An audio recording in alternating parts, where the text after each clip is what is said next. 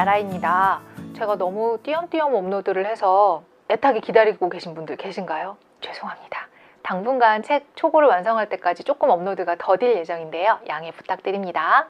지난 7번째 방송에서 모든 욕구는 아름답고 존중받아 마땅하다는 말씀을 드렸죠. 그런데 말입니다. 라라님, 모든 욕구가 아름다우면 저 매일매일 잠만 자고 싶은데 출근 안 하고 잠만 자도 되나요? 저 알코올 중독인데 술 마시고 싶은데 계속 마셔도 되나요? 저 진짜로 다이어트 하고 싶은데 너무너무 먹고 싶으면 그냥 계속 먹어도 되나요? 이런 의문이 올라올 수 있죠. 맞습니다. 우리는 욕구대로 원하는 대로 다 할 수가 없고 그렇기 때문에 욕구를 억눌러야 하는 것으로 생각하기가 쉬운데요. 사실 이것은 진짜 나의 욕구와 그 욕구를 이루기 위한 수단들을 욕구라고 착각하는 데서 오는 혼란입니다. 술을 예로 들어볼게요. 정말로 술이 너무 맛있어서 술 자체가 먹고 싶을 때도 있겠지만요. 외로워서 마시고 싶을 때도 있고 공허해서 마시고 싶을 때도 있고 그냥 매일 먹다 보니까 습관처럼 먹고 싶을 때도 있고 아니면 너무 스트레스 받아서 오늘은 정말 편하게 릴렉스하고 싶다. 긴장을 늦추고 싶어서 술을 마시고 싶을 수도 있습니다. 그럼 만약에 긴장을 늦추고 싶어서 술을 마신다면 긴장을 늦추고 싶다가 진짜 욕구고요. 술을 마시는 건 그 욕구를 위한 수단이 되겠죠. 계속 자고 싶다는 욕구를 한번 볼까요? 정말로 잠이 부족해서 정말로 몸이 잠을 원해서 자고 싶을 때도 있겠지만 사실은 해결해야 되는 문제가 있어서 그것을 회피하기 위해서 잠이 계속 올 수도 있습니다. 그렇다면 진짜 욕구는 자고 싶은 게 아니라 나는 너무너무 두렵고 그 두려움을 피하고 싶다라는 욕구 때문에 잠을 자는 거죠. 또 누군가를 때리고 싶다. 그러면 때리고 싶다는 자체가 욕구가 아니라 때리고 싶을 만큼 화가 났다. 그래서 그 화를 표현하고 싶다가 진짜 욕구입니다. 자, 그래서 진짜 나의 욕구를 정확하게 구분해낸다면요. 그 방법은 얼마든지 선택할 수 있습니다. 만약 누군가를 때리고 싶을 만큼 화가 났다.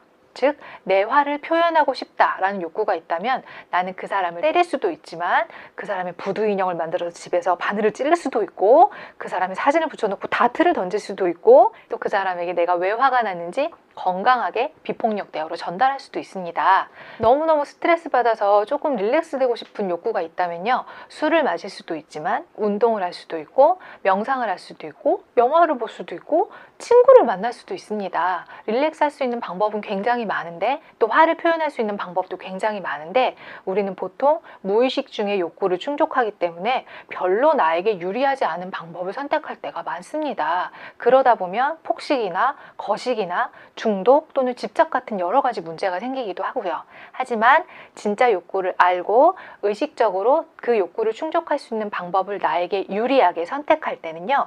오히려 욕구에 끌려다니지 않고 그 욕구로 나의 삶을 더 만족스럽게 만들어갈 수 있습니다. 자, 그런데 욕구를 충족하는 방법 중에 조금 주의할 게 있습니다. 예를 들어 길 가다가 어떤 남자 봤는데 아이씨 저 남자 멋있네. 한번 뽀뽀하고 싶네. 해서 가서 뽀뽀를 하면 어떻게 될까요? 성범죄입니다. 어떤 사람이 옷을 입고 지나가는데 옷이 너무 예뻐요. 아, 나 저 옷 갖고 싶다 라는 욕구가 올라왔어요. 그래서 그 옷을 덥석 가지고 입으면 절도죄입니다. 내가 욕구를 충족할 때 타인에게 피해가 되면 그것은 범죄입니다. 그런데 여기서 우리가 혼란에 빠지는 부분이 있어요. 지나가는 어떤 낯선 남자에게 뽀뽀하고 싶다는 욕구가 잘못됐을까요? 뽀뽀를 진짜로 하는 게 잘못이지 욕구가 올라온 것은 잘못이 아닙니다. 지나가던 어떤 사람의 옷을 갖고 싶다고 생각했던 게 잘못일까요? 그 옷을 뺏어오는 게 잘못이지 그 옷을 갖고 싶다는 욕구 자체는 잘못이 없습니다. 우리가 이 대목에서 엄청나게 죄책감을 느낍니다. 욕구가 일어나는 것 자체가 잘못이라고 느낄 때가 많은 거죠. 욕구는 내가 인지하든 인지하지 못하든 내가 들어주든 들어주지 않든 언제나 자연스럽게 계속 일어나고 있습니다. 마음에 드는 대상을 보고 뽀뽀하고 싶거나 만지고 싶은 욕구도 자연스럽고요. 누군가가 나를 불편하게 한다면 그 사람을 공격하거나 그 사람으로부터 도망치고 싶은 것도 당연히 자연스러운 욕구고요. 신발을 너무 좋아해서 집에 신발이 500켤레가 있는데 또 새로운 신발을 보고 한 켤레 더 사고 싶다라는 욕구가 잘못되지는 않았습니다.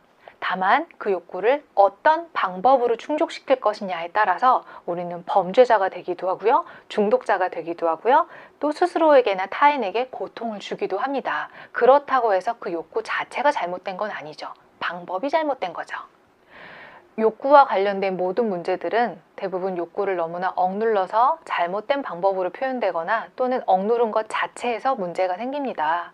예를 들어 엄마가 하는 말에 불편하고 엄마가 하는 말이 싫었는데 엄마한테 화내면 안 되니까, 엄마는 고마운 존재니까 화내지 말아야지 하고 억눌러서, 또는 무언가 사고 싶고 갖고 싶은데 내 형편에 저건 사면 안 돼, 가지면 안 돼 라고 욕구를 억눌러서, 감정을 억눌러서, 또 몸이 원하는 욕구를 억눌러서, 욕구를 억누르는 정도가 아니라 나의 욕구를 저주해서 너 또 먹고 싶니? 또 자고 싶니? 하고 저주해서, 결단코 모든 문제의 근원들은 자연스러운 욕구를 누르는 데서 생깁니다. 그래서 심리학자 프로이트는 욕망이란 누르면 누를수록 마치 터지기 직전의 고무풍선처럼 더 큰 반동으로 튀어나온다고 말했죠. 억눌려진 욕구는 어떤 방식으로든 표현되게 되어 있고요. 그것을 억누르면 억누를수록 오히려 더 왜곡된 형태로, 심지어는 범죄의 형태로 표현되기도 합니다. 자, 욕구에 대해서 혼란스러웠던 부분들, 죄책감을 느꼈던 부분들이 조금 정리가 되시나요? 지난 방송에서도 얘기했었지만 너무너무 중요하기 때문에 한 번 더 강조하겠습니다. 욕구에는 좋고 나쁨도 옳고 그름도 없이 모든 욕구는 자연스럽고 존중받아 마땅하고요.